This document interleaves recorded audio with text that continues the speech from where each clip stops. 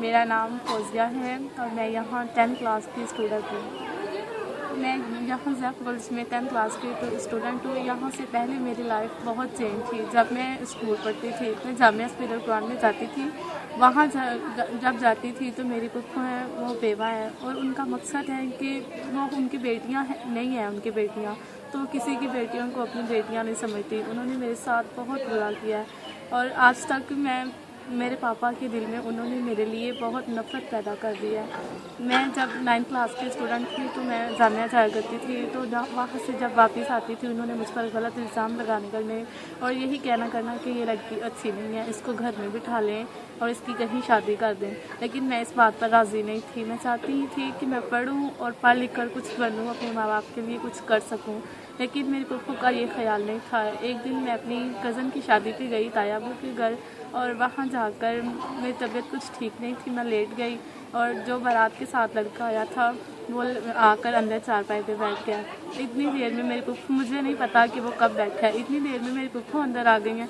उन्होंने आके इस बात का तमाशा बना दिया है और ये कहा है कि ये उसके साथ लेटी हुई थी। ये सुनकर मेरे पाँव तले ज़मीन निकल गई और मैं रोने लगी। मैंने अपने पापा के सामने बहुत सफाइयाँ पेश की लेकिन मेरे पापा नहीं मानी। एक कज़न थी मेरी, वो इस चीज़ की गवाह थी। उसने जब मेरे पापा को सच्चाई कहना चाही तो मेरे पप्पू ने उसे रोक दिया और ये कहा कि तुम ये कह दो कि ये लड़की उसके साथ वाकई में लेटी हुई थी। लेकिन मेरी कज़न ने उसको ये जवाब दिया मेरे पप्पू को कि नहीं, मैं ऐसा नहीं कह सकती क्योंकि मेरी भी बेटियां हैं। इससे मेरे पापा को मेरी कुछ बेगुनाही का सबूत मिल गया और उन्होंने मुझे माफ़ कर दिया। उसके बाद मेरा पढ़ना बाहर जाना बंद हो गया। फिर मुझे मेरे दोस्त ने बताया कि यहाँ पे ज़ैप एजुकेशन है जो लड़कियों की ज़िंदगी को तब्दील करते हैं।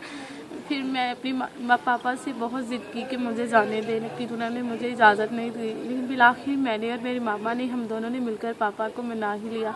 जब मैं यहाँ आई तो मैंने देखा कि किस तरह ज़ैप की लड़कियों की ज़िंदगियाँ चेंज हो रही हैं। यहाँ पर आके मुझे बहुत अच्छा फ़ील होता है। यहाँ पे मैं जितनी देर पढ़ती हूँ बहुत अच्छी तरह टीचर्स पढ़ाती हैं, पूरी तवज्जो देती हैं, बहुत अच्छी तरह पढ़ाया जाता है। यहाँ आकर मैं अपनी लाइफ को बहुत चेंज, मुझे यहाँ पे आई 3 माह हो गए हैं और मेरी लाइफ इस तरह चेंज हो गई है कि जैसे मैं पिछला सब कुछ भूल चुकी हूँ और अब मेरे पापा को मुझ पर यकीन भी आ चुका है।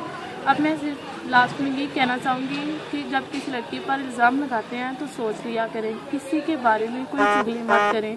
आप ये सोचें कि किसी के बारे में थोड़ी सी चुगली करने से एक इंसान की लाइफ बर्बाद हो जाएगी, ख़ास तौर पर जब कोई लड़की हो।